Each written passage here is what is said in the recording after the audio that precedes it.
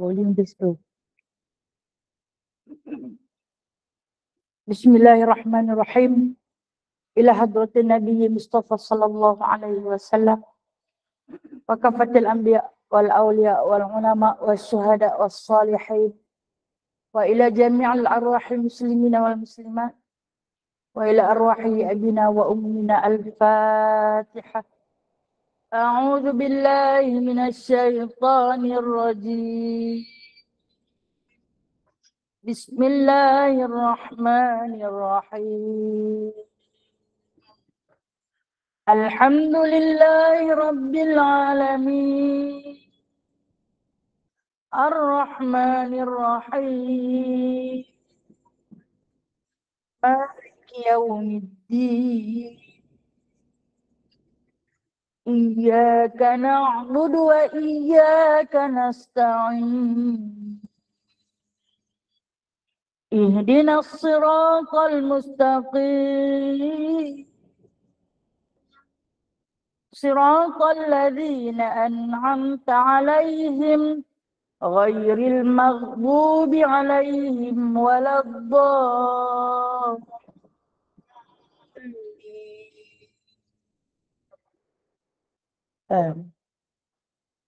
Kita baca surah Kahfi ayat 1 hingga 10.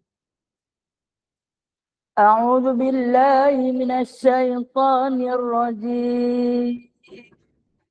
Bismillahirrahmanirrahim. Alhamdulillahilladzi anzala 'alaika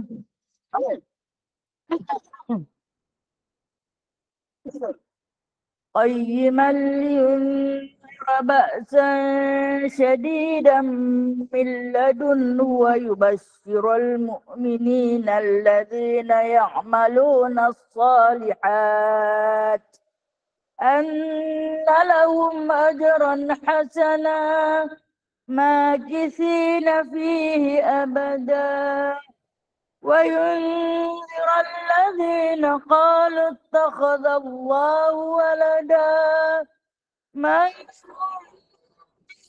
min ilmin wala li'abaihim kaburat kalimatan takhruju min afwahihim in yaquluna illa kadhiba fala'allaka bakhi'un nafsaka ala asarihim illam yu'minu bihadzal hadithi asafa inna ja'alna ma 'alal ardi zinatan laha linabluwahum ayyuhum ahsanu 'amala wa inna laja'iluna ma 'alayha sa'idan jurza am hasibta anna ashabal kahfi war-raqim kanu min ayatina 'ajaba إذ أوى الفتية إلى الكهف فقالوا ربنا آتنا من لدنك رحمة وهيئ لنا من أمرنا رشدا Subhanakallahumma bihamdika asyhadu an la ilaha illa anta Sadaqallahul azim. Semua sekali selawat tafrijah. Allahumma salli salatan kamilatan wa salim salaman tamman ala sayyidina Muhammadin alladhi tanhallu bihil uqadu wa tanfariju bihil kurabu wa tuqda bihil hawaiju wa tunalu bihil raghaibu wa husnul khawatim wa yustasqal ghamamu biwajil karim wa ala alihi wa sahbihi fi kulli لمحة ونفسي ونفسي بعدد كل معلوم لك برحمتك يا أرحم الراحمين. بسم الله الرحمن الرحيم. رب اشرح لي صدري ويسر لي أمري واحلل عقدة من لساني يفقهوا قولي. اللهم صل على سيدنا محمد وعلى آل سيدنا محمد. ربي يسر ولا تعسر، ربي تمم بخير يا كريم. سبحانك لا علم لنا إلا ما علمتنا إنك أنت العليم الحكيم إنك أنت السميع العليم إنك أنت التواب الرحيم. Amma ba'du fa ya ibadallah. Pertama-tama dan selama-lamanya lafaz syukur kepada Allah Azza wa Jalla atas kurniaan kepada kita, diberikan kesihatan, diberikan kesempatan, diberikan peluang, dijemput untuk sama-sama kita bermuzakarah ilmu di tempat yang baru, alhamdulillah. Dan wajah-wajah yang saya pandang ini adalah wajah-wajah yang selalu ada dengan saya. Jadi terima kasih juga kepada Puan Pengerusi, Ahli Jawatan Kuasa Masjid Al-Huda yang mana yang berusaha menjemput saya. Walaupun beberapa kali saya bagi alasan, saya tolak. Tapi Masya Allah, siapalah saya untuk nak menidakkan ilmu yang sikit untuk dikongsi bersama. Dan bila mana Puan Pengerusi minta biodata saya tak mau bagi dengan sebab saya tahu 99% yang ada di depan saya ni adalah orang yang mengenali saya. Okey kan? Masya Allah. Masih orang yang sama, subhanallah. Cuma hari ni saya rasa ramai. Mereka keluar dari Google Meet ni. Mereka keluar dari dalam ni, mereka ke sini dah. Sebab tu ramai melebihi hari-hari biasa. Jadi alhamdulillah, terima kasih kerana menghadirkan diri sama-sama mengamarahkan masjid. Saya kata bila mana kuliah kita dalam masjid, kita dapat kelebihan yang pertamanya doa dari malaikat bila mana kita langkah masuk dalam masjid. Dihapuskan seluruh dosa-dosa kecil kita. Habis semua dihapuskan. Rabbighfirli dzunubi waftah li abwaaba rahmatik. Gugur semua. Yang kedua, kita dapat tahiyatul masjid. Nah, barang siapa yang bersolat tahiyatul masjid di dalam masjid mana-mana tempat yang diiktirafkan sebagai masjid, maka orang itu layak ke syurga. Bila mana di akhirat nanti Allah Ta'ala akan kumpulkan seluruh masjid yang ada di atas muka bumi ini, maka masjid ini akan menjadi saksi. Bawa tak si Polan bin si Polan, dia pernah masuk bersujud memberi penghormatan tahiyat di dalamku. Bawa tak sekian nama. Panggil sekian nama. Dia pernah masuk di dalam ni buat solat penghormatan di dalamku. Dia akan menjadi saksi. Walau tang mana sujud, kita bersujud. Itu pahala yang kedua. Di mana pahala yang ketiga? Apabila kita dapat duduk bersama-sama di bawah halaqah ataupun sayap para malaikat. Yang ketiga dan keempat, kita dapat bersilaturahim. Mengeratkan persaudaraan. Yang tak kenal kita boleh kenal, yang kenal kita lebih rapatkan. Alhamdulillah makin meluas persaudaraan kita. Dan yang keempat, apabila kita berpisah sambil bersalaman, setiap dosa antara kita akan gugur di celah-celah jari kita. Sehingga kita berpisah dengan tasbih kafarah. Masya Allah. Itu kelebihan, 5 kelebihan yang hanya akan diperolehi melalui majlis ilmu. Alhamdulillah, insyaAllah. Yang mana bagi saya biodata tak berapa menarik. Sebab tu saya tak mahu cerita. Tak ada yang menariknya tentang diri saya. Oleh kerana memandangkan tempat baru walaupun orang lama. Nama saya Hasya binti Yaakob. Umur dah 50 tahun. Ha? Dah 50 tahun tak muda dah. 50. Nama dah angka 5. Saya dikurniakan 3 orang anak. Alhamdulillah. 2 dah berkahwin. Tinggal 1 lagi. InsyaAllah. Seorang saja cucu. Mungkinlah akan datang insyaAllah ta'ala. Dari segi pendidikan, tak tinggi mana pun. Rendah lagu saya saja. Saya tak mengaji luar negara pun. Saya pelajar pondok. Saya pelajar pondok Sungai Bakap. Jadi saya kata tiada yang menarik latar belakang untuk saya kongsikan. Namun apa yang pasti saya adalah hamba Allah yang bakal dijemput pulang dengan dada yang kosong, dengan dosa yang syarat. Allahu Akbar. Itulah diri saya sedikit sebanyak. Yang mana insyaAllah kita akan terus kepada pengajian kitab hadis. Saya suka bawa di antara kitab yang bersangkut dengan hadis dan juga bersangkut dengan Al-Quran agar kita tidak lari daripada landasan ahli sunnah wal jamaah. Itulah dukungan kita selama ni. InsyaAllah kita akan masuk masih lagi dalam 40 hadis. Namun hadis dengan tajuk yang diberi Nabi Muhammad sallallahu alaihi wasallam bercerita.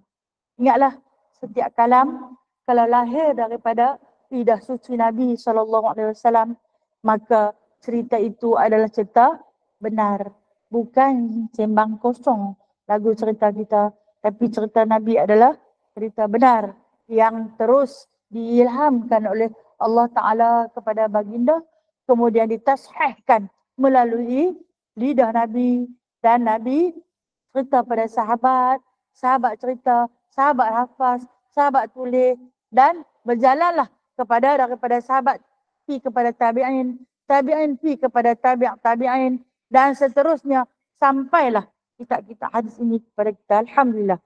InsyaAllah Ta'ala dia dikumpulkan dalam satu naskah. Hanya kisah-kisah berkisarkan daripada Al-Quran. Dia maknanya hadis ni, dia mentashihkan ayat Al-Quran yang kalau kita baca kita tak faham. Dia menguraikan agar kita lebih faham. Sebab Nabi SAW tahu kita umat yang terkemudian akan lebih tak faham. Walaupun hang cakap Melayu. Kalau lah mak kita dulu suka marah kat kita. Hang tak reti Melayu ke? Kan? Walhal dia tahu dia pun Melayu, kita pun Melayu. Tapi dia kata, hang tak reti Melayu ke? Reti? Habis awak tak mahu dengar, itulah kita hari ni. Memang kita tak reti Melayu. Walaupun berulang-ulang kali dalam Al-Quran, Allah Ta'ala cerita tentang halal, tentang haram, benda yang boleh, benda yang tak boleh. Berapa ramai yang buat benda tak boleh? Masih terus melakukan. Okey, baik. Itu yang pertamanya. Yang keduanya saya diminta untuk menerangkan berkenaan dengan kalau masuk dalam masjid, kuliah sedang berlangsung macam ni. Apa yang perlu kita buat? Solat dulu sunat, tahiyatul masjid 2 rakaat secara kharif ataupun khafif. Maksudnya nipis. Ringkaskan sahaja. Baca yang wajib-wajib. Tahu kan? Apa yang wajib? Takbiratul ihram wajib ke sunat? Sunat. Baca lah. Takbiratul ihram wajib. Kemudian Fatihah, rokok, sujud dan seterusnya bagi salam lah. 2 rakaat. Maksud dia tak payah baca surah. Yang panjang-panjang. Sebab apa? Raikan masjid terlebih dahulu. Lepas tu terus masuk ke dalam kuliah. Kecuali batal. Nak buat macam mana? Dah ambil wudu dah. Setengah orang tentu bila ada wudu nak terkentut. Dia ada punya jaga wudu dia daripada rumah sampai ke kah. Punya tak mau bagi kentut ni. Sampai depan pintu buang dah gelap. Nak pergi ambil, saya faham Allah Maha mengetahui. Nak rongkai tu. Nak rongkai tu nak buka. Berapa lapis punya nak buka? Kan? Alamak lah. Elok-elok naik. Lepas bagi salam tahiyatul masjid. Ustazah pun wallahualam. Jadi ketika ni anda berlaku macam tu. Apa perlu kita buat? Naik-naik niat i'tikaf. Siapa yang belum niat i'tikaf sila pasangkan. Ha? Itulah i'tikaf fi hadzal masjid sunatan lillahi ta'ala. Saja aku beriktikaf di masjid ni kerana Allah Ta'ala. Okay, sekejap lagi nak tidur pun boleh tidur. Sebelum kita mulakan. Dapat pahala tak? Dapat pahala. Pahala yang i'tikaf. Memang tak ada di tempat lain. Hanya ada di atas masjid saja. Sedikit penerangan sebab Nabi pernah tegur seorang sahabat ketika mana Nabi sedang baca khutbah. Dia masuk, dia terus duduk nak dengar khutbah Nabi. Nabi perintahkan dia bangun, Nabi kata.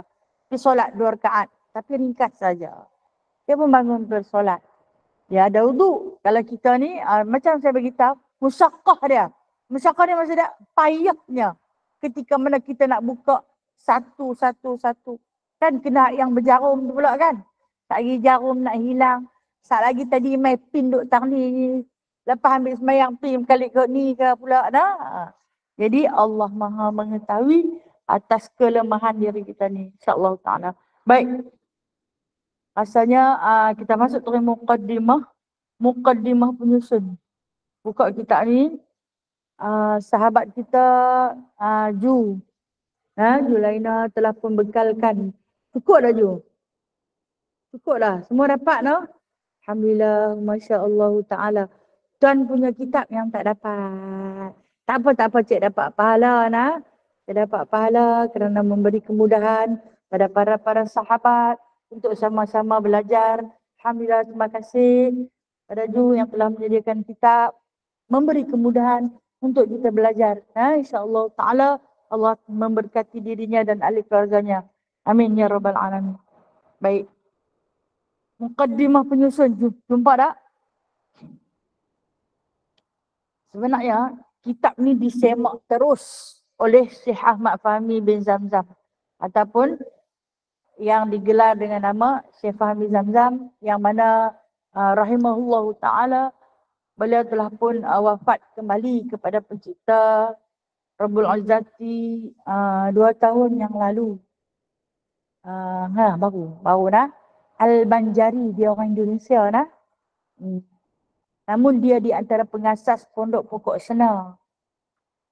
Yang menjadi khadam, talibah khadam penuntut ilmu dan menuntut ilmu selama hayatnya dibelanjakan untuk jalan Allah Ta'ala yang langsung tidak pernah menanggal serban dan kain pelikat daripada tubuh dia. Di mana pun kain pelikat dengan serban tu lah. Walaupun pernah satu ketika dia berulang alik. Dia rumah dia Indonesia tu, Banjarmasin. Dia berulang alik mai ke Pokok Sena sebab di Pokok Sena ada seorang isteri dia. Anak ramai lah. Jadi ada yang menegur. Tuan guru ni boleh tak bawa nama Islam bagi cantik sikit. Dia kata adakah dia memburukkan nama Islam? Tak, tapi selekeh dari segi pakaian. Naik kapal terbang dengan kasut slipernya, dengan jubah dan kain pelikat, dengan serban, meleret, berjalan. Jadi nak bagi pandangan mata jahiliah itu adalah selekeh. Namun di sisi baginda sallallahu alaihi wasallam itu adalah sunnah. Kita biar dipandang selekeh, janji kita mensiarkan sunnah. Tak apa orang tengok kita selekeh pun tak apa. Janji kita mensiarkan sunnah. Dan Islam itu bukan selekeh pun. Cuma orang yang jahil yang nampak macam selekeh. Alhamdulillah. Baik. Alhamdulillahirrabbilalamin. Wassalatu wassalamu ala asyrafil anbiya wal mursalin. Sayyidina Muhammadin wa ala alihi wa sahbihi ajma'in. Kisah merupakan antara perkara terpenting dalam pendidikan. Sebab itulah di dalam Al-Quran terdapat banyak kisah-kisah teladan dan pengajaran. Sehingga Allah Subhanahu wa ta'ala menamakan satu surah dengan nama surah Al-Qasas. Ini cerita-cerita. Pendidik yang cemerlang dari kalangan guru-guru dan ibu bapa ialah mereka yang menguasai kemahiran dan seni bercerita. Antara faedah kisah dijelaskan oleh Allah Subhanahu wa taala dalam surah Hud ayat 120 dengan firman-Nya, a'udzubillahi minasyaitonirrajim, wa kullan naqussu 'alaika min amba'ir rusuli ma nusabbitu bihi fuadak wa ja'aka fi hadhihi al-haqq wa mau'izatun wa dzikra lil mu'minin. Maksudnya, dan semua kisah rasul-rasul kami ceritakan kepadamu agar dengan kisah itu kami teguhkan hatimu, dan di dalamnya telah diberikan kepadamu segala kebenaran, nasihat dan peringatan bagi orang-orang yang beriman. Di dalam surah Al-A'raf ayat 176, Allah Subhanahu wa taala Nabi sallallahu alaihi wasallam menyampaikan kisah-kisah yang baginda ketahui kepada umatnya. Faqsusil qasas la'allahum yatafakkarun. Maksudnya, maka ceritakanlah kisah-kisah itu, mudah-mudahan mereka berfikir. Baik. Al-Qasas. Qasas adalah nama salah satu daripada surah yang terdapat dalam Al-Quran. Cerita-cerita, terlalu banyak cerita dalam Al-Quran yang Allah Ta'ala rakamkan, Allah Ta'ala ceritakan kepada Nabi SAW melalui guru Nabi. Nabi Muhammad mempunyai guru yang paling hebat, yakni Sayyidina Jibril alaihi salam. Dia belajar secara talaqi musyafahah, mengadap terus dengan gurunya kerana baginda tak pandai membaca, tak pandai menulis, tak pandai membaca. Maka setiap kali Jibril membawa wahyu, dalam wahyu itulah terkandung cerita-cerita. Maka dia bawa datang kepada Rasulullah secara berhadapan. Jibril akan baca kisah. Kemudian Jibril huraikan cerita. Macam ni cerita dia, macam ni cerita dia, macam ni cerita dia. Dan Nabi yang tak pernah kedekut ilmu takkan tinggalkan satu perkataan pun yang disampaikan oleh Jibril untuk Nabi cerita semula kepada para sahabat. Dan sahabat yang bertanggungjawab mengambil peranan menulis dan menghafaz. Lalu dikumpulkan menjadikan al-hadis, dikumpulkan menjadi Al-Quran. Segala cakap-cakap cerita-cerita Nabi, penerangan daripada Nabi, huraian daripada Nabi dikumpul menjadi hadis, dan segala firman-firman Allah Ta'ala daripada lidah Nabi dikumpul asing menjadi Al-Quran. Walaupun ketika itu tak dikumpul secara naskah, secara berpecah-pecah, bercerai-cerai. Kenapa? Kerana Allah pontakan apa yang macam mana kami cerita dekat ya Muhammad, cerita balik kat mereka, bagi mereka faham. Tetapi kadang-kadang manusia Israeliat, yang dikatakan cerita-cerita Israeliat, akan menokok nambah cerita, menyedapkan cerita, fitnah pada kisah-kisah tertentu. Sehingga kan ada fitnah yang mana mengatakan bahawasanya Rasul yang terakhir sepatutnya adalah jatuh kepada Sayyidina Ali karramallahu wajhah. Tetapi malangnya wahyu pertama itu dicuri oleh Muhammad kerana baginda selalu naik di atas Gua Hira, Jabal Nur. Itu di antara fitnah Israeliat. Yang berpecah-pecah manusia jadi macam-macam kesesatan. Ada yang boleh terima ke Rasulullah Muhammad sallallahu alaihi wasallam, ada yang tak boleh menerima baginda. Baik. Kalau kita teliti daripada hadis-hadis dalam buku ini, kita akan dapati betapa hebatnya Rasulullah sallallahu alaihi wasallam dalam meriwayatkan kisah-kisah. Baginda berjaya menarik minat kita untuk terus membaca hingga selesai kisah. Kita juga merasakan seolah-olah kita melihat apa yang berlaku dalam kisah itu. Terbayang-bayang apa yang disampaikan dan juga dimuatkan uslub kejutan yang dapat membuatkan kita rasa berdebar-debar dalam melayari kisah tersebut. Sesungguhnya seni bercerita yang dimiliki oleh Rasulullah sallallahu alaihi wasallam membuatkan kita terpegun dan terpesona mendengarnya. Maka terserlahlah keunggulan Rasulullah sallallahu alaihi wasallam sebagai seorang guru yang paling hebat.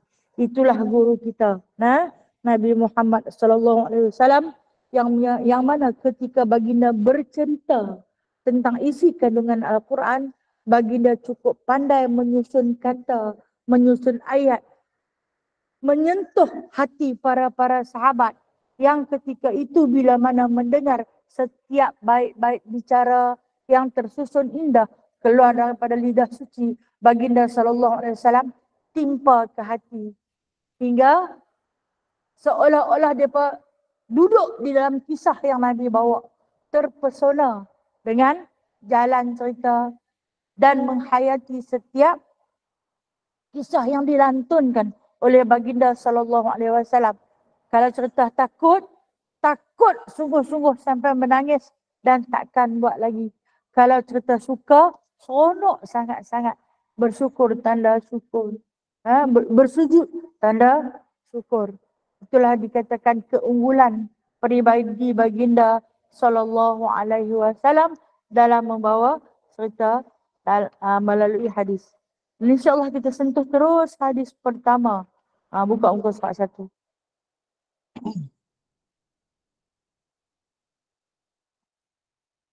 Saya suka raikan hadis dengan membaca. Puan boleh ikut saya baca, nah? Bismillahirrahmanirrahim.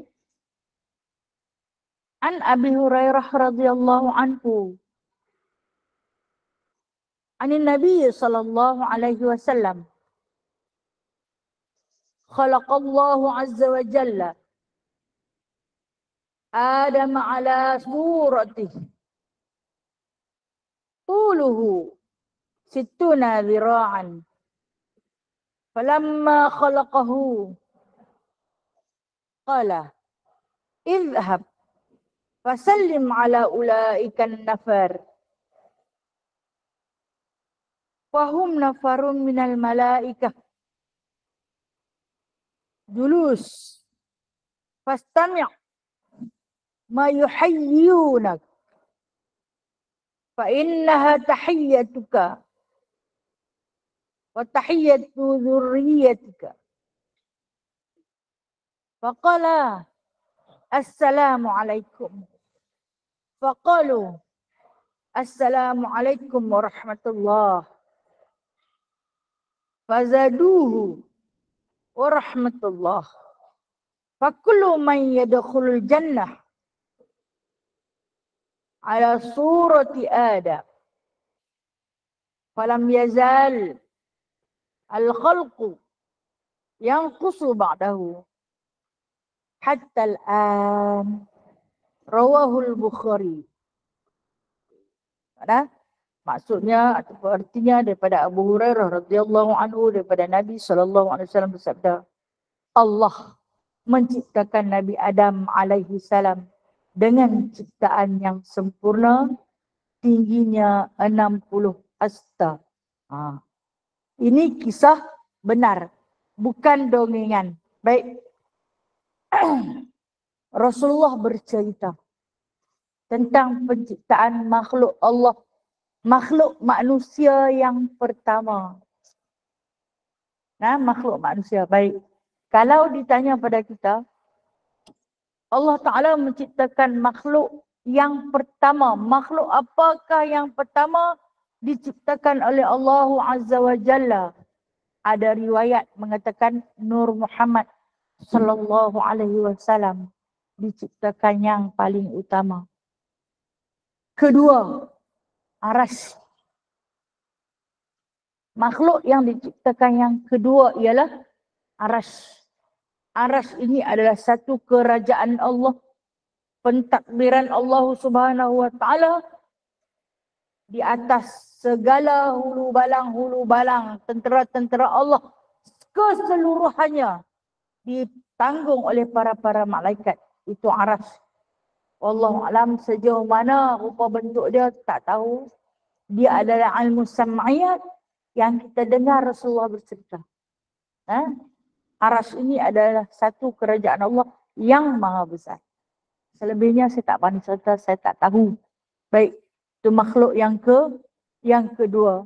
Maka makhluk yang ketiga yang Allah Subhanahu wa taala ciptakan qalam. Allama bil qalam. Kan? Dalam surah Iqra Allah Ta'ala sebut. Qalam. Kalau dalam bahasa Melayu, qalam ni alat tulis. Pen. Pensil. Qalam. Pada hari diciptakan qalam, makhluk yang keberapa? 3. Pada hari diciptakan qalam, lantas Allah serukan kepada qalam, catatlah kamu untung baik dan untung buruk satu-satu nasib hamba aku yang bakal aku hidupkan.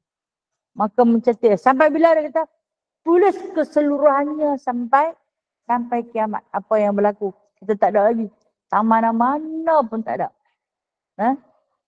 Kemudian apa yang Allah Ta'ala ciptakan selepas daripada qalam, suratan, seluruh suratan itu manusia tak ada lagi, tapi suratan dah ada.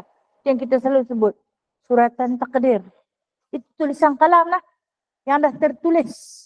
Dia ada 2 jenis, mubram dan muallaq. Itu kena banyak cerita. Yang mana mubram tak boleh diubah, muallaq boleh diubah dengan cara berdoa dan berusaha. Okay.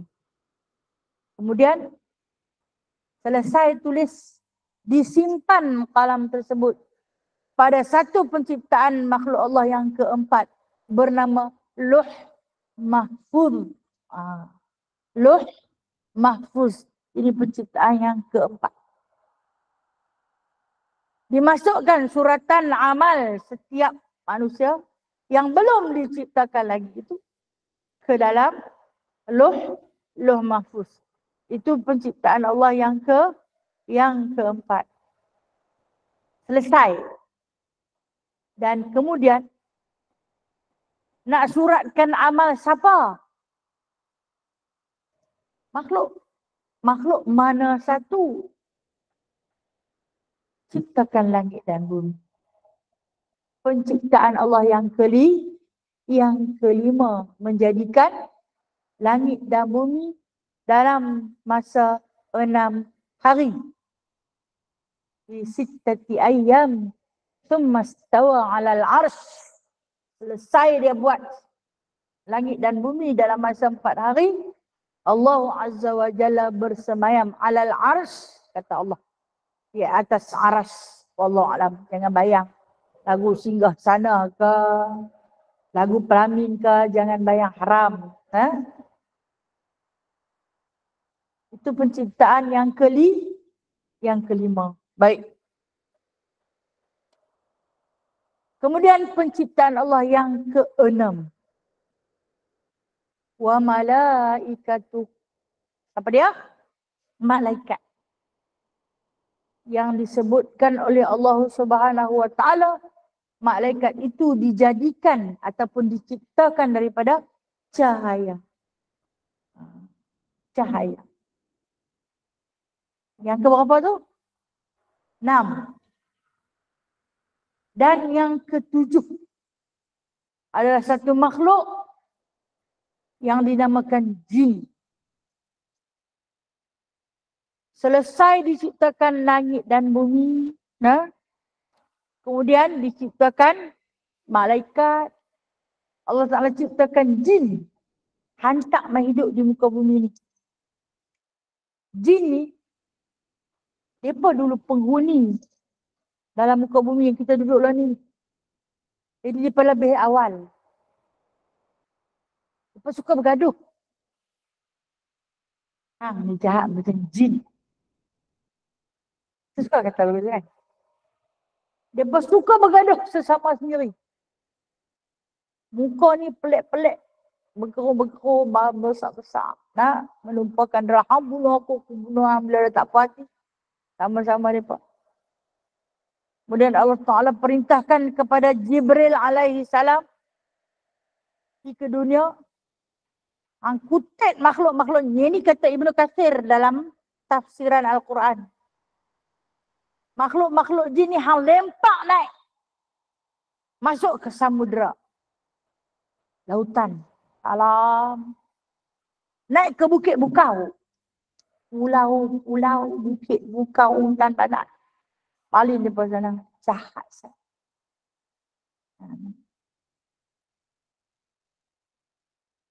Kemudian, dalam ramai-ramai tu, boleh naik sekok je. Arash Allah Ta'ala. Landiklah seorang. Boleh. Dah ramai-ramai. Hak lain semua lempak apa. Dah? Jahat sangat. Suruh duduk bersih sini. So ni kalau dalam satu kumpulan jahat, cep. Dilempar naik ke Bukit Bukau. Duduk dalam tu. Dibuang, dihumban ke samudera yang luas. Lautan Allah Subhanahu Wa Ta'ala. Sampai ke dasar yang manusia pun tak boleh sampai. Punya ada dia. Yang orang duk jumpa hantu ayak tu. Jin semua tu lah. Kemudian dibuang dalam hutan. Hutan banyak. Hampa pergi masuk hutan tu berjumpa. No? Lah ni jin pun modern dia meduk yang kita. Apa pakai pula selak dia tu. Ya, kat dia ada selak. Okey. Tinggal satu, saya katakan satu yang dibawa naik. Buat apa? Ajak jin tu bagi reti. Bagi ilmu kat dia. Ajak dia bagi pandai. Bagi dia baik. Dia di antara paling alim, ilmu paling tinggi. Diajar segala jenis ilmu. Oleh Allah Azza wa Jalla. Paling baik. Sentiasa beribadah, bersujud pada Allah sampai 100 tahun. Dinamakan dia Azazil. Nama apa? Siapa dia? Duk dengar dah ni. Setan depan saya ni semua nak murid saya. Azazil tu siapa? Azizah kah? Azazil tu siapa? Ketua segala iblis. Jin dengan iblis ni tak sama ke? Okay. Jin dengan iblis sama lah bapak dengan anak. Cicit je. Saya kita cerita lah. Kita cerita dalam Al-Quran Allah Ta'ala nak mentasihkan iblis ni siapa? Iblis tu Azazil. Azazil tu iblis. Okay. Tak lagi Allah Ta'ala sebut. Habis dah buat dah kan dan pahalau ke semua. Ingat satu tu saja.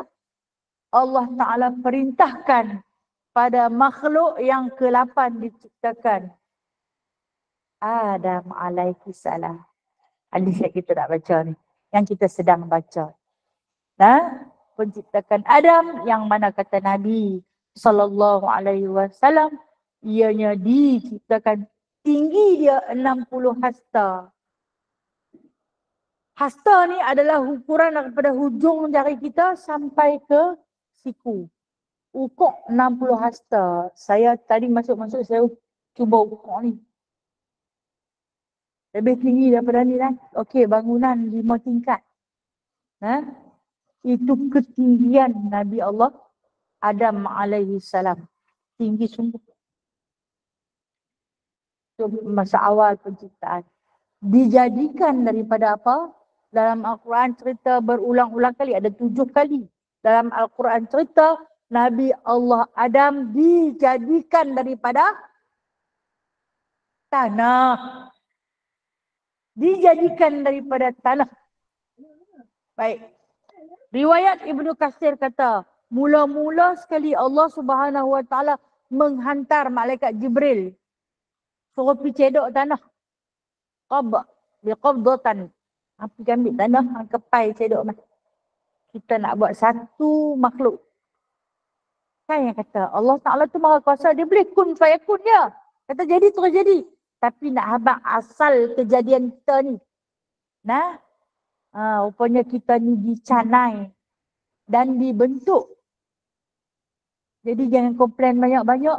Awal dia bentuk hidung aku tak tiru, tak mancung, kenapa penyek, kenapa peset, kenapa sepet. Allah bentuk. Redha, terima, alhamdulillah. Saya selalu kata, Hidung tak mancung tak apa, janji ada lubang. Ha? Tak ada lubang susah lah. Kok mulut lah nak makan, kok mulut lah nak cakap, kok mulut lah nak nyawa. Dalam satu masa jenuh tersedak, no? Dalam duk ada 3 lubang pun kita tersedak. Tambahlah kalau tinggal satu tu. Nak makan dengan nak cakap, dengan nak nyawa. Masya Allah, pemurahnya Allah. Bersyukur sebab ada lubang. Jangan fikir dia tak mancung. Okey. Apa kata bumi ketika mana malaikat Jibril mula-mula nak fikir? Dia tak bagi. Dia tak bagi. Tak boleh. Dia kata, kaum jin buat kerosakan di atas inilah. Maka dengan sebab itu Allah halau daripada semua. Atau balik malaikat Jibril. Itu yang kata bila mana Allah Subhanahu Wa Taala berfirman kepada malaikat,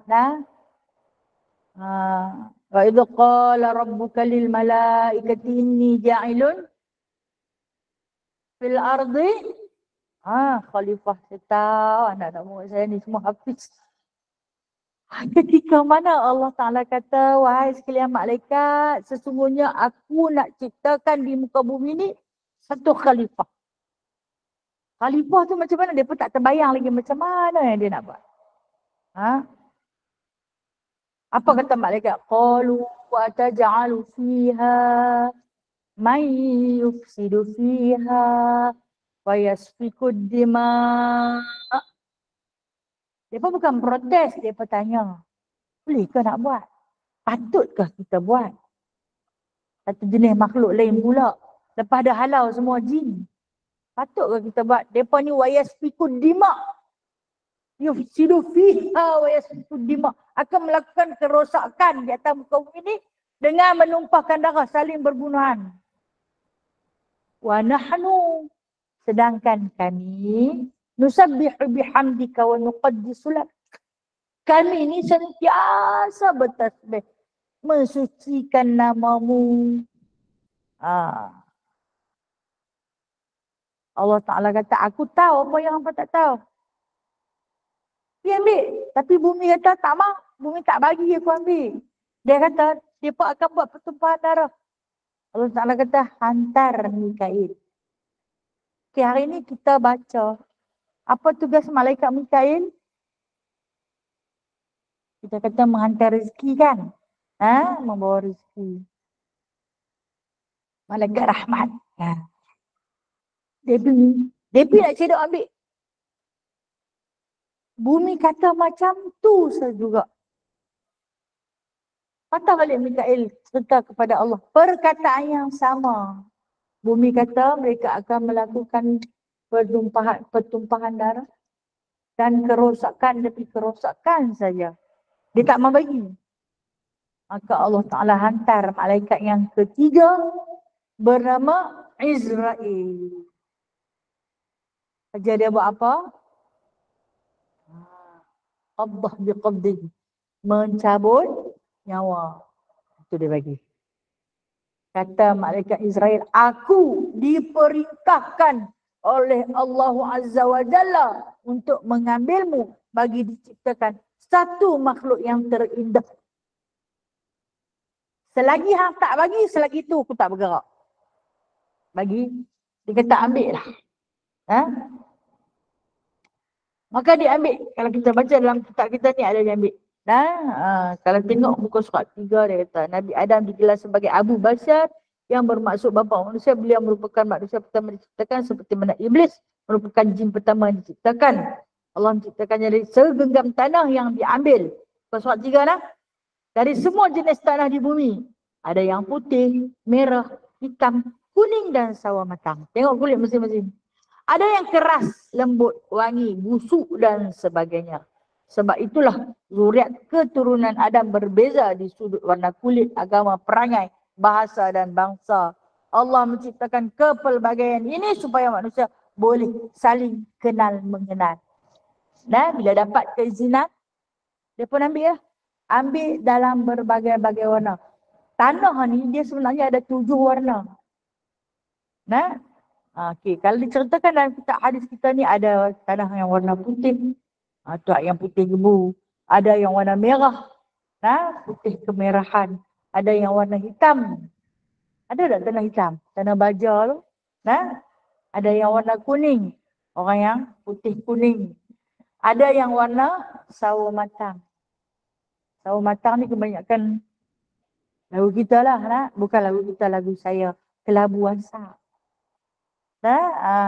Hak yang depan saya ni segak-segak lah. Putih kuning ada, putih melepak ada. Yang sawo matang ni kebanyakan orang Asia berkulit sedemikian. Kelabu asap nak kata putih tak putih, nak kata hitam pun tidak. Kelabu-kelabu. Kalau duduk dalam gelap, abang tak nampak tu lah. Okay.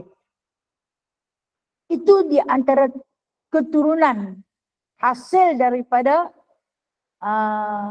pengambilan malaikat Israel permukaan tanah. Menjadikan kita macam-macam warna.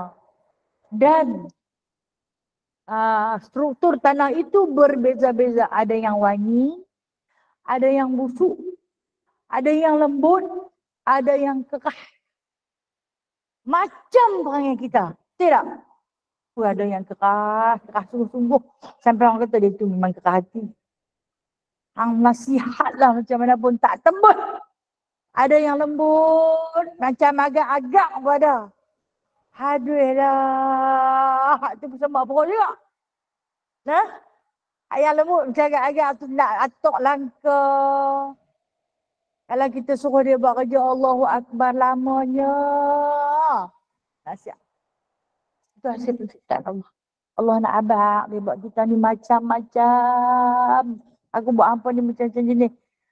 Maka dengan sebab itu, kalau kita ni belajar, ilmu Allah Subhanahu Wa Taala bagi kita takkan marah, takkan mudah marah.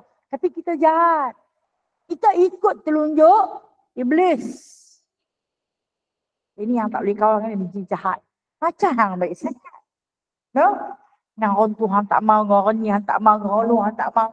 Macam hang baik sangat. Ujung hati tu kata dekat hati aku pun tak baik, ya Allah. Aku terimalah. Walaupun ni marah ni. Ujung hati, Allah bagilah aku sabar. Aku pun tak baik itulah kita pada penciptaan Allah, makhluk manusia yang macam-macam rupa bentuk kita lah. Kemudian bila dibawa naik Allah, segenggam tanah tadi yang bercampur-campur warna, maka Allah Subhanahu Wa Taala sendiri yang membentuknya. Allah Subhanahu Wa Taala sendiri. Dia tak perintah. Hak yang pergi ambil tanah, dia perintah malaikat suruh pergi ambil. Tetapi dalam pembentukan dia sendiri yang membentuknya kita. Kenapa manusia itu dibentuk sendiri oleh Allah tanpa perintah untuk siapa-siapa buat? Walhal Allah tu maha kaya. Boleh kata jadi terjadi, tapi Allah bentukkan kita. Kerana Allah Ta'ala nak bagi tahu kepada Azazil, ada sujud tak bangkit-bangkit tadi tu, bahawasanya manusia itu dicipta daripada kehendak aku yang membentuk mereka. Sedangkan jin ataupun Azazil itu tadi diciptakan dari marijim min nar. Pucuk api, tepian api, hujung-hujung api. Kemudian bila mana dah diciptakan, siap Nabi Allah Adam dalam surah Insan, Allah Ta'ala sebut ianya ditinggalkan untuk tempoh 40 tahun sehingga mengering tanah tu. Minad dahri lam yakun syai'an madhkura. Diletakkan untuk tempoh beberapa lama dengan tak ada nama. Dia kata syai'an madhkura, satu-satu benda yang tak ada nama. Dibiarkan tempoh pengeringan. Kemudian barulah ditiupkan roh. Kita tengok. Selepas diciptakan ditiupkan roh, Allah berfirman kepadanya, pergilah kamu kepada sekumpulan malaikat yang sedang duduk di sana. Okay. Dalam penciptaan Al-Quran, Nabi Allah Adam ni bila ditiupkan roh, masuk sampai ke dada. Dia bersin. Dia bersin. Bila dia bersin, maka malaikat yang duk ada tu kata dekat dia, jawablah. Katalah, Alhamdulillah. Ni di antara kelakuan pertama bersin. Jangan main-main dengan bersin. Dia kalam yang pertama sekali terbit daripada mulut Nabi Allah Adam AS. Terus dia kata Alhamdulillah. Bila dia sebut Alhamdulillah, Allah Azza wa Jalla sahut, Yarhamkallah, Allah merahmatimu. Ini dia tak contoh lah. Kena satu hadis lain. Bila dia sebut, Allah sebut Yarhamkallah, Allah merahmatimu. Kemudian para malaikat menjawab, Yahdi wa yahdikumullah. Berilah pedoman ataupun hidayah kepadaku, kepadamu dan kepada sekalian yang dirahmati Allah. Yahdi wa yahdikumullah. Itu hak manusia kepada manusia yang lain. Kalam pertama iaitu bersin. Kemudian bahawa Allah Ta'ala kata, Allah berfirman kepadanya, pergilah kamu kepada sekumpulan malaikat yang sedang duduk di sana. Sisa pada sekumpulan malaikat yang sedang duduk di sana, ucapkanlah salam. Assalamualaikum. Perkataan yang kedua. Bersin, Alhamdulillah. Sudah perkataan yang kedua, yang terbit daripada mulut Nabi Allah Adam AS. Assalamualaikum. Lalu Nabi Adam bagi salam, dijawab oleh para malaikat, Waalaikumsalam warahmatullah. Ini sebaik-baik jawab salam. Sebaik-baik jawab salam. Mengikuti kelakuan para malaikat menjawab salam Nabi Allah Adam. Waalaikumsalam warahmatullah. Apa dia? Kenapa diletakkan warahmatullah? Kan dia kata di sini. Ditambah dengan tambahan warahmatullah. Itu doa. Sejahtera ke atas engkau dan rahmat Allah bersamamu. Itu doa. Tapi boleh tak kita jawab Waalaikumsalam sahaja? Boleh. Dan kita tengok gaya yang memberi salam. Kalau Assalamualaikum, Waalaikumsalam je kat dia. Rupa-rupanya lafaz salam ini bukan daripada bumi, tetapi lafaz salam ini adalah daripada kalam Allah. Allah ajar pergi jumpa sekumpulan malaikat, bagi salam dekat mereka dengan kalam Assalamualaikum. Allamal insana ma lam ya'lam. Allah Ta'ala yang mengajar manusia benda yang dia tak tahu. Nabi Adam kalau Allah Ta'ala tak ajak, dia tak tahu. Tapi bila dah Allah ajak, dia tahu. Macam tu cara kita hormat dekat orang, kita bagi salam. Ni pakai, ni boleh aku nak tanya. Cara penghormatan, dia marah macam mana dekat kita pun, fabada'u bis salam. Mulakanlah dengan memberi salam. Lafaz itu datang dari kalam Allah. Kemudian disebarkan oleh Nabi Adam kepada malaikat. Dijawab, Waalaikumsalam warahmatullah. Tak nak? Kalau sebelum ni kita jawab Waalaikumsalam sahaja, hari ini kita dimasuki dengan satu ilmu lagi, sebab ini kalam para malaikat. Kalau malaikat muqarrabin boleh murtak warahmatullah, apatah kita yang annasu ba'idin, manusia yang jauh ni.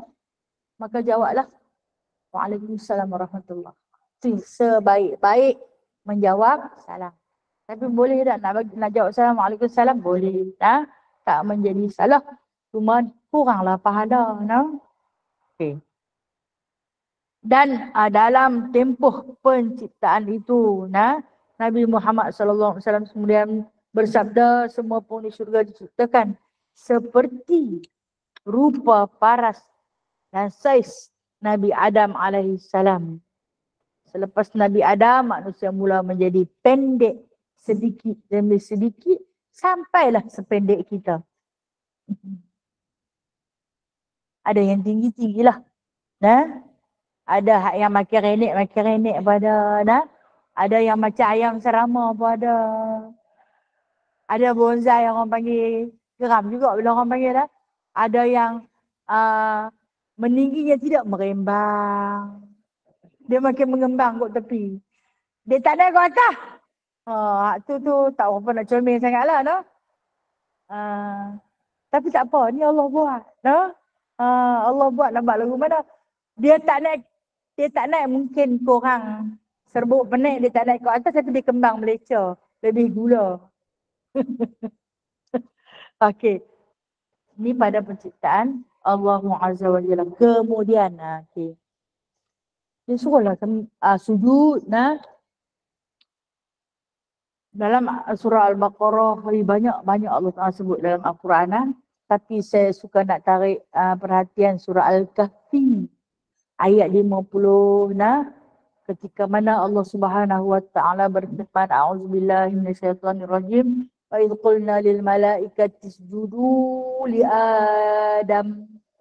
Kan ketika mana Allah Taala kata kepada seluruh para malaikat, sujudlah kamu kepada Adam. Fasajadu illa iblis. Sujud, semua sujud. Kecuali satu makhluk, iblis. Nah, kenapa dia tak mau sujud? Kata Allah, kana minal jin. Tu nampak. Allah menghuraikan bagi ilmu dekat kita, kenapa iblis tak mau sujud? Malaikat semua sujud. Yang ada di aras. Nah, berjuta-juta malaikat semua sujud. Tapi satu makhluk yang tak sujud. Kana minal jinni fa fasaqa an rabbih. Ingat kan? Dia tak sujud. Dia itulah yang satu-satunya jin yang bawa patah balik naik ke aras. Bagi ilmu memang tinggi, ilmu banyak. Tapi tidak ada adab. Tak ada akhlak. Hang tak usah tinggilah ilmu banyak mana pun. Tapi kalau hang korang ajar, tak boleh pakai. Sebab tu kita diajar untuk berakhlak.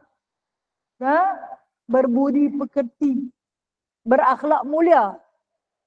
Di antara asbab untuk melayakkan kita ke surga adalah akhlak. Di antara asbab untuk bagi orang jatuh cinta kepada agama adalah akhlak. Bukan ilmu. Ilmu tinggi macam mana pun, kalau tak diselangi, kalau tak dihiasi dengan akhlak, maka tak jadi.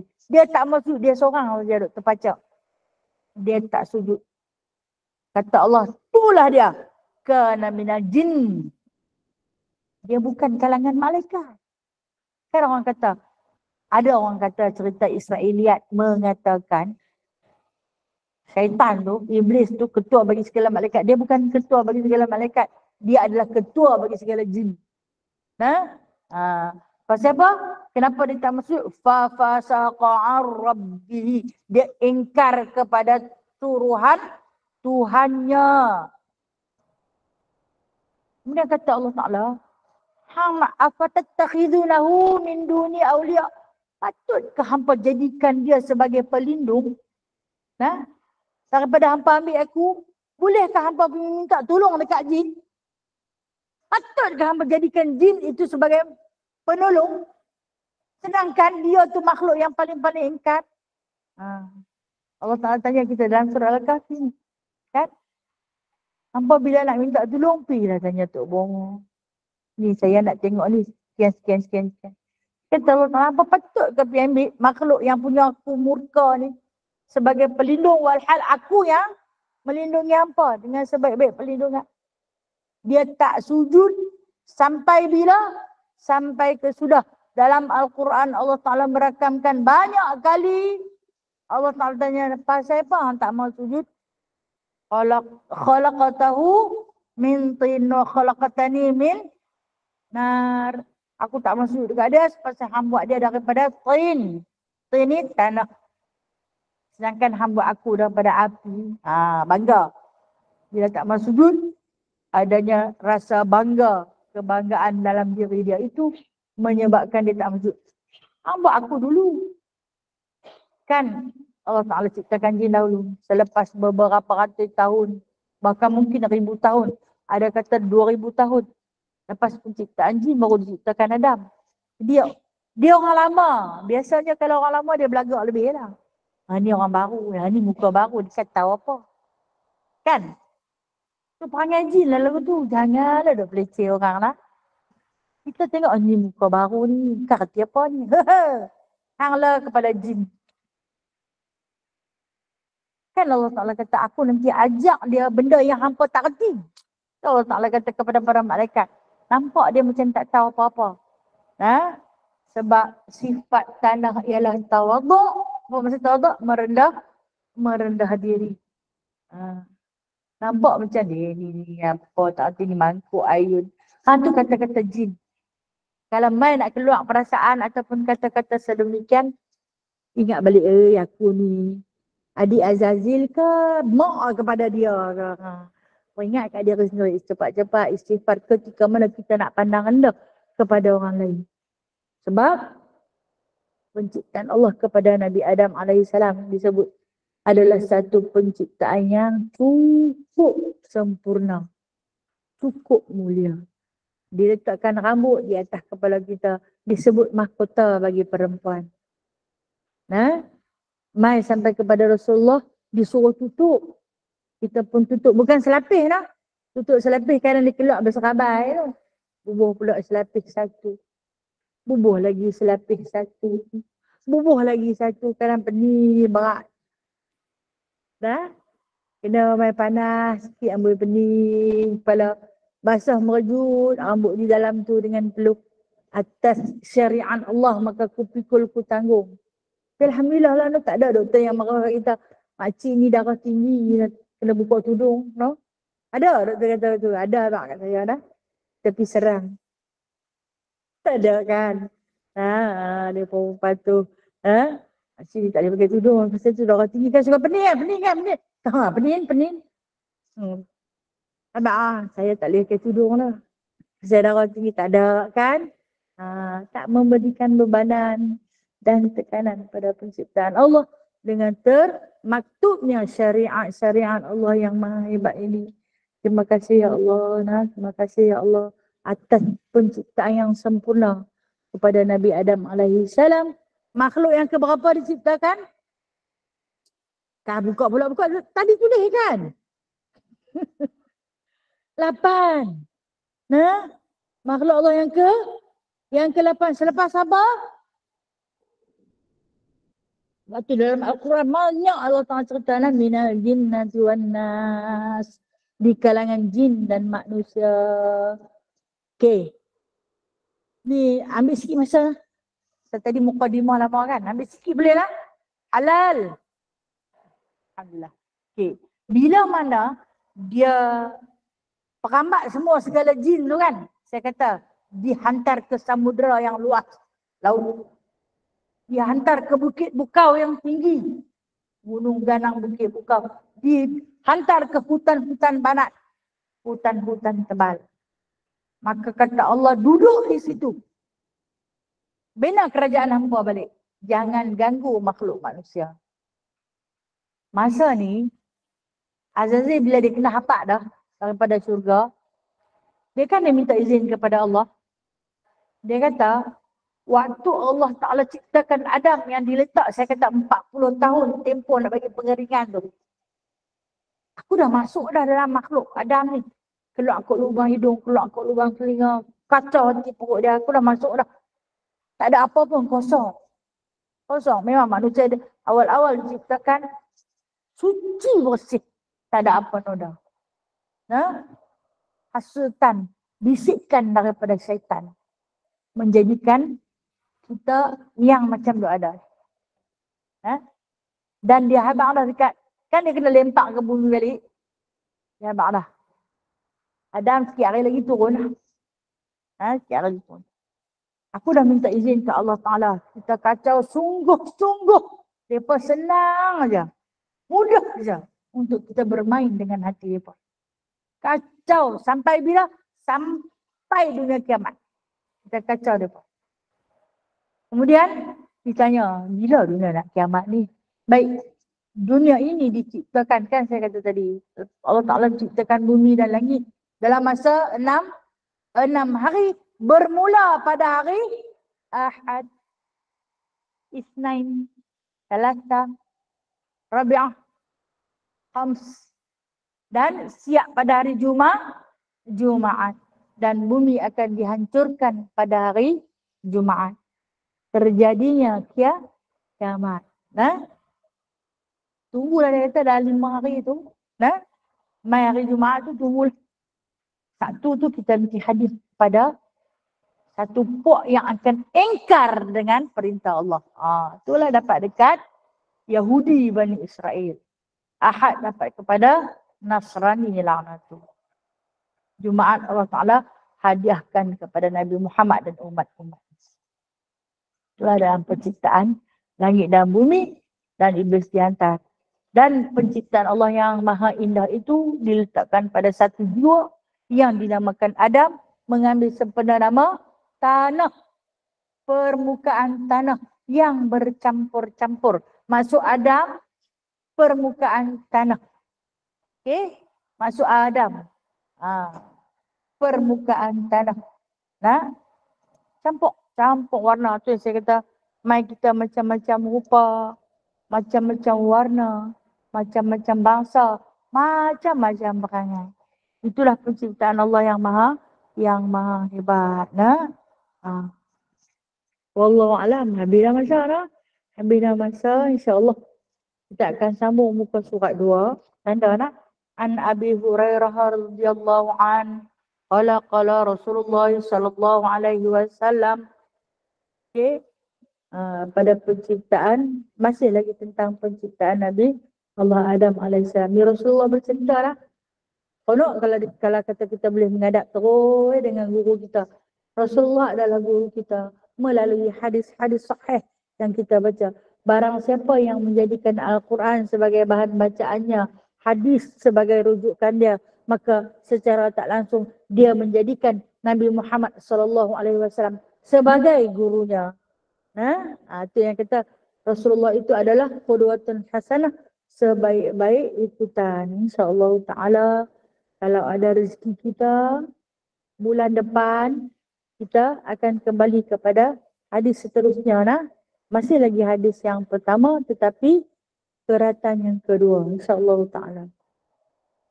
Sebelum tu ada soalan ke?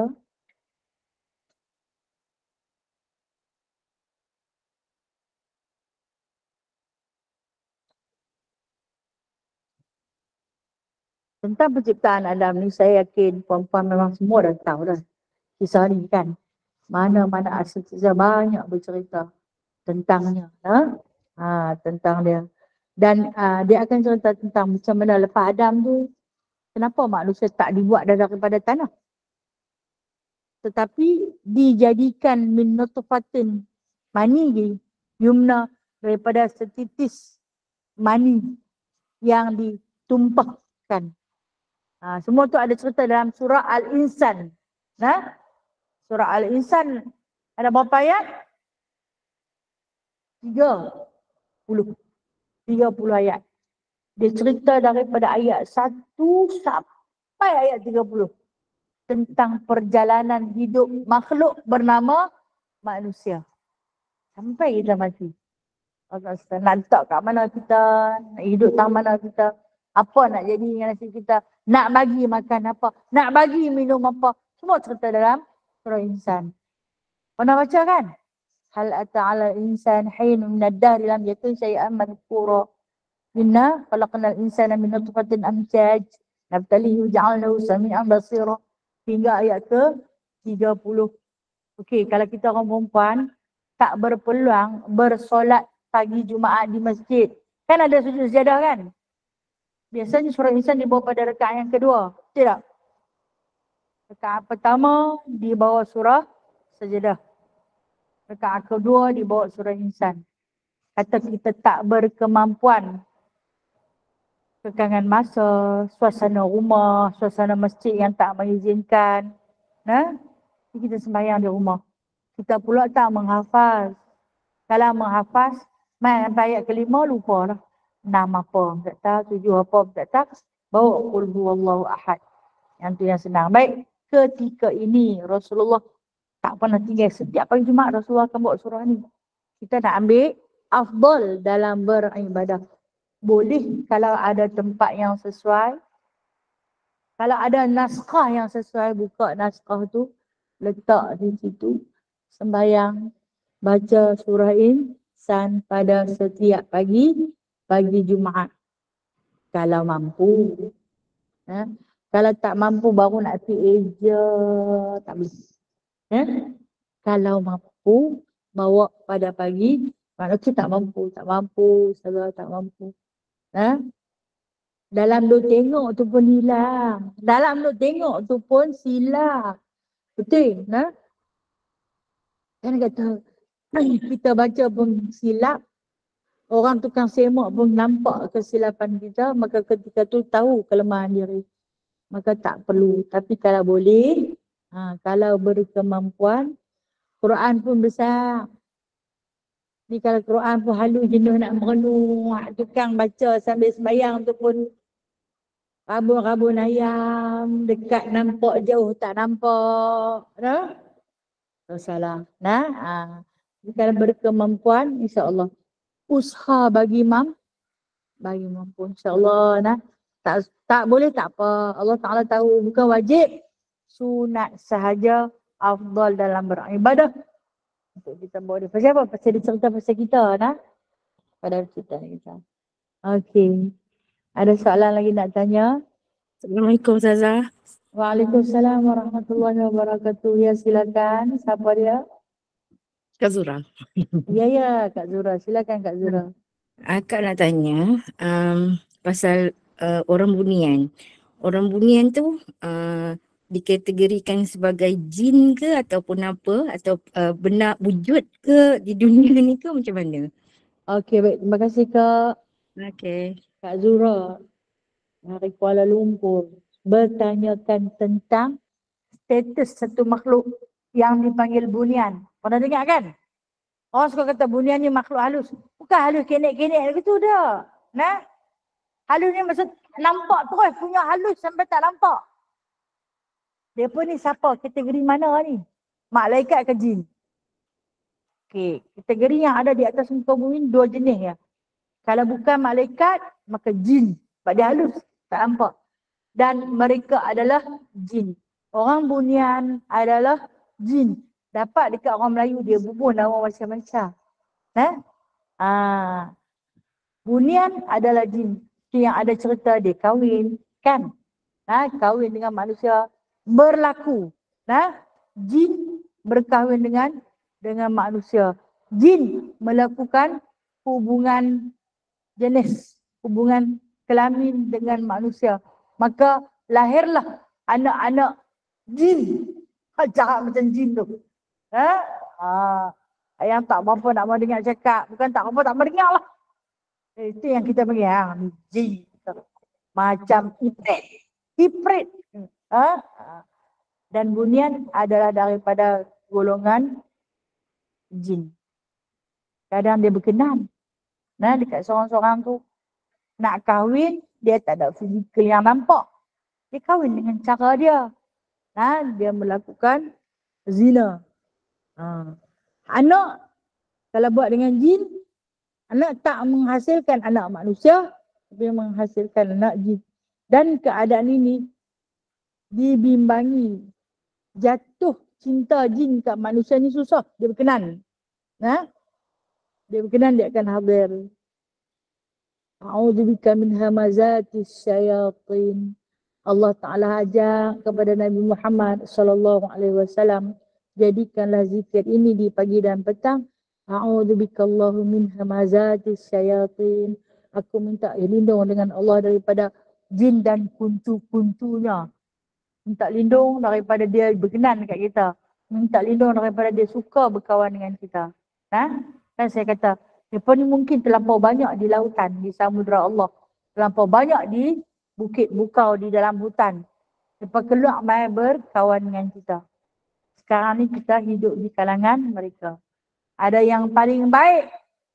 Kan bahasa Melayu suka kata, sebaik-baik jin, sejahat-jahat manusia. Bisa kawal lah. Dengar kat Datuk dia ni. Dia tak bagi kawan dengan dia. Bukan dia tak sesuai untuk kita bersilaturahim dengan dia. Baik sangat-sangat kot saya nak bersilaturahim dengan jin, tak payahlah. Dengan manusia pun pun nak ramai hang tak. Tulis lagi. Nah, kebaikan. Ya, saka adalah jin. Hantu raya tu jin. Pelesik tu jin. Semua adalah jin. Kita yang bubuh nama macam-macam. No? Ya. Ada lagi soalan? Ya. Okey.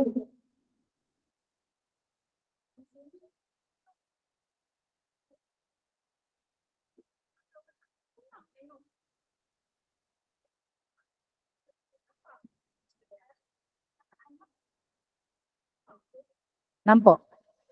Hmm. Hmm. Hmm. Hmm. Anak tu nampak?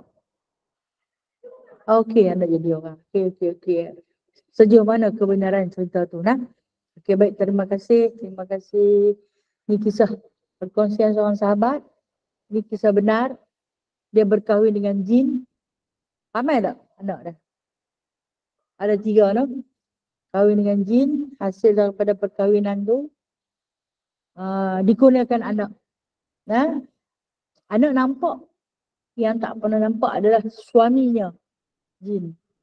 Adakah benar kisah ni? Okey. Jawapan yang pertama saya bagi, wallahu a'lam. Hanya Allah yang Maha mengetahui sejauh mana kebenaran kisah ini. Baik, saya nak bagi jawapan yang kedua. Ini daripada saya dan daripada ilmu yang sikit yang saya belajar. Apabila berkahwin dengan jin, dia tidak akan menghasilkan zuriat yang nampak. Yang nampak pula mah. Sebab seperti mana jin tu tak nampak pada pandangan mata, begitu juga mani yang ditumpahkan tak nampak. Dan bila tak nampak, tak ada. Maka anak yang dihasilkan, wallahualam, mohon maaf, anak yang dihasilkan adalah bukan daripada bapa jin, tapi bapa yang menyerupai jin. Ya.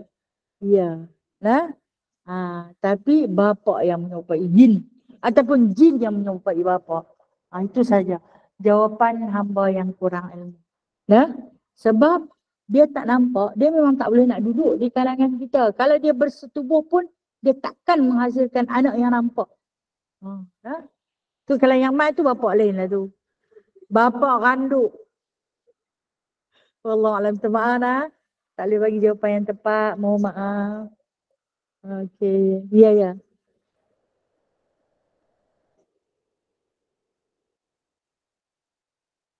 Apa dia? Okey, baik. Okey, baik. Perbezaan jin dan syaitan. Syaitan itu jin, jin itu syaitan.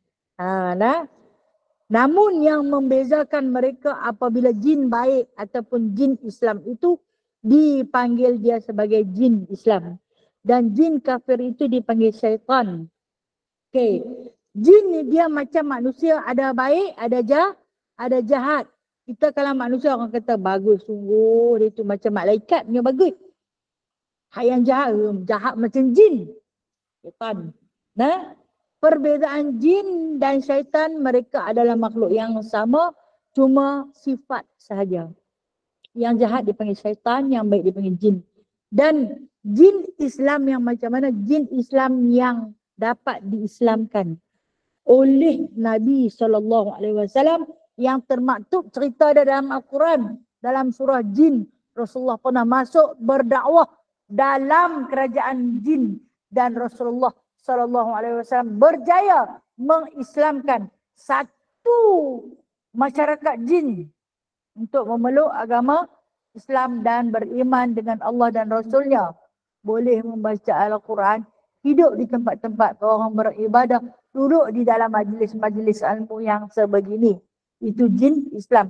Dan ada tak orang lain yang boleh mengislamkan jin? Ada.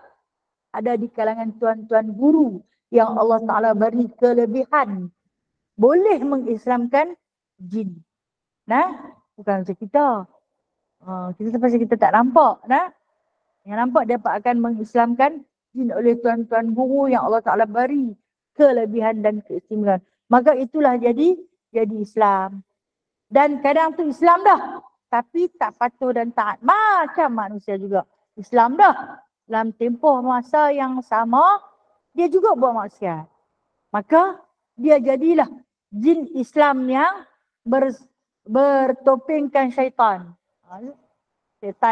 Syaitan pun dia, malaikat pun dia. Wallahualam. Terima kasih. Ada soalan lain? Ya, silakan. Assalamualaikum warahmatullahi.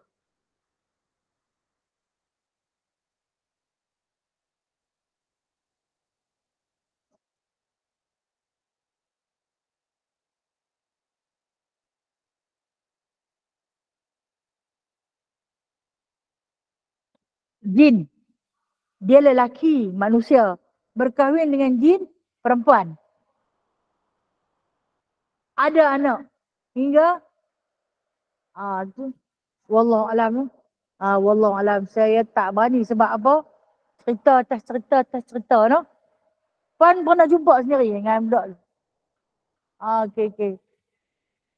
Wallahualam, no? Saya tak berani nak ulas benda yang tak sahih bagi saya. No? Baik, terima kasih. Bila siapa meninggal? Si bapa tu meninggal, anak tu pun hilang. Wallahualam. No, wallahualam. Kita tak tahu, no? Sejauh mana kebenaran cerita tu. Dia balik duduk dengan mak dia lah tu. Wallahualam. Saya tak tahu, no? Mohon maaf. Terima kasih atas perkongsian. Kalau benar cerita tu, kan? Kadang-kadang dia macam momok-momok je, kan? Kadang-kadang ada kebenaran dia, tapi saya kata Allah tu maha mengetahui. Dia boleh buat apa dia suka, betul tak? Tak ada yang mustahil di sisi Allah. Allah boleh buat. Cuma kita yang berfikiran secara logik. Tapi kita kena melangkaui logik sebab Allah itu maha berkuasa di atas tiap-tiap sesuatu. Dia boleh buat apa saja dia suka. Wallahualam. Saya maaf nak. Banyak soalan yang saya tak boleh jawab pada satu dunia yang saya tak nampak. No? Saya maaf banyak-banyak. Sesudah dulu lah, saya minta maaf di atas kekhilafan dan kekurangan diri. Yang baik itu datangnya daripada Allah Azza wa Jalla. Yang lemah dan kurang adalah daripada diri saya sendiri. InsyaAllah jadual akan menyusul untuk jadual baru pada bulan 6 nanti. Kita akan susun agar bagi sama rata. Dan untuk surau yang tak dapat lagi tarikh, bila saya nak pergi dah, saya minta maaf. Saya nak susun bagi cantik-cantik. Dan kalau boleh saya tak mahu ada hati-hati yang tersinggung. Salah kenapa kita tak boleh nak menepati semua syarat. InsyaAllah saya akan cuba sebaik mungkin. Dengan kesempatan masa hayat hidup yang Allah Ta'ala pinjamkan. Wallahualam. Yang baik itu Allah. Yang tak baik itu saya. A'udzubillahi minasyaitonirrajim. Bismillahirrahmanirrahim. Alhamdulillahi rabbil alamin hamdan katsira hamdan yuwafi ni'amahu wa yukafi mazidah. Ya Rabbana lakal hamdu kama yanbaghi li jalali wajhikal karim wa 'azimi sultanik. Allahumma inna nas'aluka salamatan fid din wa 'afiyatan fil jasad wa ziyadatan fil 'ilm wa barakatan fil rizqi wa taubatan qabla al maut wa rahmatan 'inda al maut wa maghfiratan ba'da al maut. Allahumma hawwin 'alaina fi sakaratil maut wan najata minan nar wal 'afwa 'inda al hisab. Allahumma rabbana atina fid dunya hasanah wa fil akhirati hasanah wa qina 'adzaban nar wa adkhilna al jannata ma'al abrar ya aziz ya ghaffar ya rabbal alamin. Wa sallallahu ala sayyidina Muhammadin walhamdulillahi rabbil alamin. Taqabbalallahu minkum. Taqabbal ya karim. Terima kasih semua. Assalamualaikum warahmatullahi wabarakatuh. Berpisahlah dengan sallu ala Nabi sallallahu alaihi wasallam. Sallallahu Allahu a'lam.